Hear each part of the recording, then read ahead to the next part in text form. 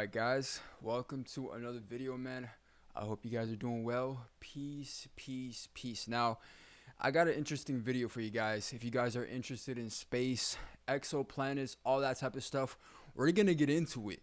Oh yeah. Okay, so look, when we go to NASA, right here it says confirmed discoveries. It says 555,000 exoplanets have already been discovered. This is crazy. This is insane, right? And honestly, bro, I always question everything. Like NASA, you know what NASA really means? Never a straight answer. What are they actually hiding? Because I know for a fact, if I was a space agency, why would I tell people the truth? Because the truth is more disturbing than the lie. And this video is not for everybody. This video is for people who are really interested in space. And yeah, we're gonna dive into it. Now, first we're gonna react to some videos, and then after I'm just gonna talk about just about exoplanets, honestly. Now, what are exoplanets? Exoplanets are planets beyond our solar system. So it could be like far away from our solar system. Those are called exoplanets. And you know Carl Sagan, right? He says the amount of stars that are out there, bro, the amount of grain of sands that we have on Earth is not, the amount of stars that is out there is much more than the grains of sand on Earth. That is crazy, bro. And bro, we realize we don't know nothing. We know nothing. So yeah, let's get straight into this, bro. Okay, so look, we got NASA. NASA confirms 5,000 planets and counting. Okay, here we go. We'll react to it. For human history, the only planets we've known were the small number of orbiting our own sun.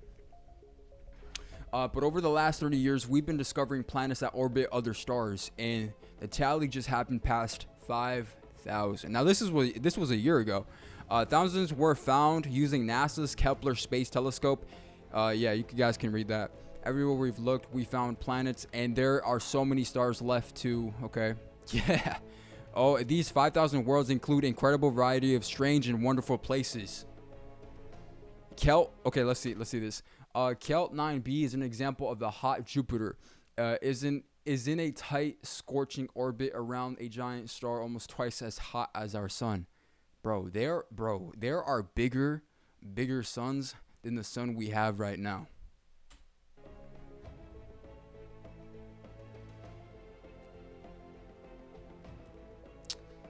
The TRAPPIST-1 system contains, now this is another solar system. You realize that there are other solar systems out there. System contains even Earth-sized planets orbiting a small red star barely bigger than Jupiter.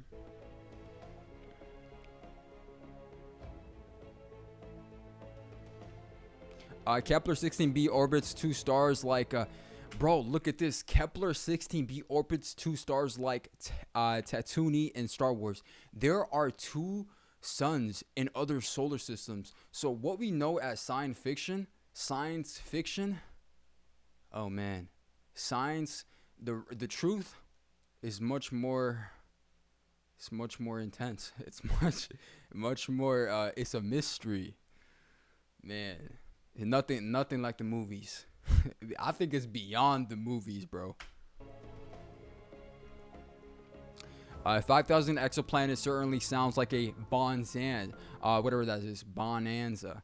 But it's only a tiny fraction of the planets in our galaxy, which could number in the hundreds of billions. That's just a small part of the galaxy.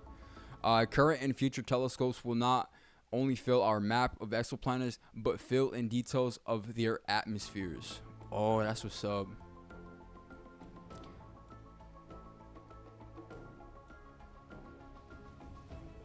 Perhaps someday they will find it potentially habitable.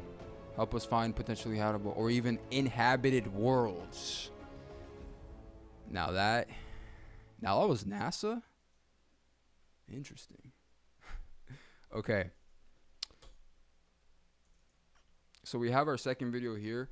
The most Earth-like exoplanets. So there are literally Earth-like exoplanets out there in the galaxy. And it's crazy, bro. It is crazy. We're gonna play this. The first planets orbiting distant stars were discovered just recently in the 1990s. We call them exoplanets. Exoplanets. Now, researchers have found over 5,000 confirmed exoplanets. But a relatively small number of these worlds are similar to Earth. Here are the top 3 worlds that remind us the most of home. Kepler 186f. In 2014, NASA's Kepler Space Telescope discovered the first Earth-sized world in the habitable zone of another star. Kepler. It's in orbit around a star called Kepler 186, about 500 light years from Earth. Astrophysicist Dr. Moya McTeer completed her doctoral thesis in exoplanet habitability. Planets with orbits that are too eccentric or too far from circular experience these large temperature swings as they get closer to and farther away from their host star. But I found in my research that Kepler 186f actually has a pretty low eccentricity, meaning its orbit is fairly circular and it doesn't have those large temperature swings, and that makes it more likely to be habitable. Next up, Kepler 452b. NASA considers this exoplanet and its star to be the closest analog to our planet and Sun so far.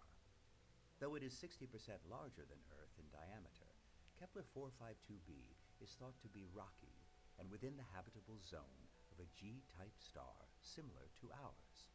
The habitable zone is sometimes called the Goldilocks zone. Goldilocks. Meaning it's the right distance from the star to be not too hot and not too cold for liquid water to exist on the surface. Also, there are ocean planets out there. And it's crazy. Meaning life could potentially exist there too. And finally, located about 40 light years away, the TRAPPIST-1 system has quickly and rightfully garnered a lot of interest. Not only do all 7 planets in the system appear to be Earth-sized, 7 planets. 3 of them are located in the habitable zone of their star. However, these planets are not Earth's long-lost twins. Some research based on computer modeling suggests these planets may have developed like Venus, making them too hot to host water. In fact, TRAPPIST-1e may be the only planet in the system still welcoming to life. But without more data, it's impossible to confirm. I like to think of the waves of exoplanet research as different eras. So when we found the first exoplanet in the 1990s, I'd say that was the start of the era of exoplanet discovery. We just wanted to find as many exoplanets as we could. But now we've found more than 5,000 of them. So for the last decade, I'd say we've been in the era of exoplanet characterization, where we were trying to learn as much about these individual planets as we could. Does that planet have water? Does that planet have a rocky surface? But as we find more and more exoplanets and we get these large populations of different types of planets, we are ushering in the era of exoplanet population statistics. We can study ensembles of planets to figure out what types are more common, what types are more special, and really we're trying to figure out, is Earth special as a planet? There's something deeply humbling in looking to far-flung worlds for something shared with our own. It takes a lot of precise circumstances for a planet like ours to exist. The idea that these exact conditions could repeat themselves doesn't detract from how special Earth is. However, it does amplify the possibility that life can thrive somewhere else. That's cool, man. Man. And honestly, bro, I love Mother Earth, bro. I love Mother Earth. I don't want to leave this planet. I really don't. This is like the best planet in the universe, in my opinion, honestly, because, man, I mean, currently not right now, but eventually it's going to be amazing. And, man, planet Earth is so amazing, man, because Mother Nature, bro, Mother Earth is alive. And I realize if people are disrespecting nature, if people are disrespecting Mother Earth, Mother Earth is gonna send hurricanes. Mother Earth is gonna send snowstorms, all that type of stuff, because the way we treat the planet is the way we treat ourselves. And that's why you see a lot of like hurricanes, a lot of this, because human beings, they don't want to listen. They want to be in ignorance, right? They want to be in ignorance. And honestly, to me, being in ignorance is evil. That's literally the definition of being evil, like ignorance, having ignorance, because people have the saying that ignorance is bliss. Nah, ignorance is expensive pain. It is expensive pain, because if you don't know what's really going on, hey man, not a lot of people are gonna make it. And yeah, bro. And I realize, like, man, I really do believe, I know for a fact that there are intelligent life, and are we even intelligent? Like, we have to pay to live and eat. We are the only species that has to pay and to live and eat. Yet we are the most intelligent we are the most intelligent. It just makes no sense. We are the only species that has to do that. And I realized that, And the other thing that I wanted to get to as well is that there's going to be more evidence this upcoming year, 2024. There's going to be a lot of evidence about extraterrestrials. Yo, what happened like this year, last year, that was minor. What's about to come, they're going to have evidence of extraterrestrial. And even if people see it, people are not even going to believe it. People are not even going to believe it. It doesn't even matter. So either you know or you don't. It really doesn't matter. But guys, if you enjoyed today's video, man, leave a like, comment, subscribe. And I also wanted to remind you guys to choose love, man. Choose love. There is nothing to be afraid of if you choose love within your heart. Okay? If you choose love, you're always going to be protected. Oh yeah. But guys, thank you so much for watching today's video, man. Peace out, man. Have a good one, and let's go.